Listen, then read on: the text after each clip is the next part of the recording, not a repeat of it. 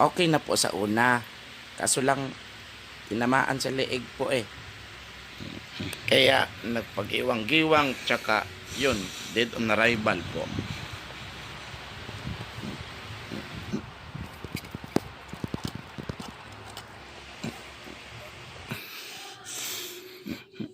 Bartolome, Badong, tsaka Tagoy, maiwan kayo. Ang mga hindi sa bungiro, lumabas. Labas daw. Tara, Tara, labas tayo. Tara. Diyan mo sila.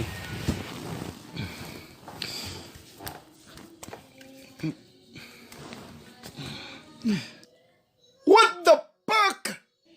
Bakit ang manok na pula ko pa? Importante sa akin yun! Putya, baka din nyo naman pinapakain ng maayos, ha? Akala ko ba kompleto sa vitamins yun, ha? Dahil na binenta ko pa yung baboy tsaka baka sa pulang manok na yan. Ngayon, ang gagawin natin, ha? Papatayin ako ng misis ko.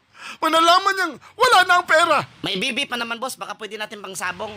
Pag-shit na yan! Kailan pa nagkasabong ang bibi, ha? Ano na lang po? Pabo na lang po. Di kaya gansa. Wow, ha? Ang galing mo mag-isip, bro. Pucha!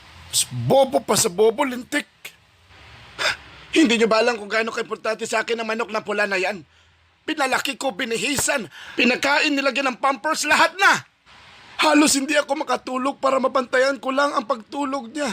Minsan sabay kaming kumain, naglalaro ng hide and seek. Tapos ito ang mangyayari sa kanya. Nasaan ang ustisya?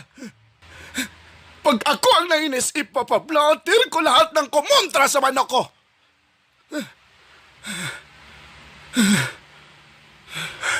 Ipapablatter ko talaga yan. Ipautopsin niyo yan. Kahit papaano magkaroon ng hustisya ang pagkamatay ng aking manok na pula.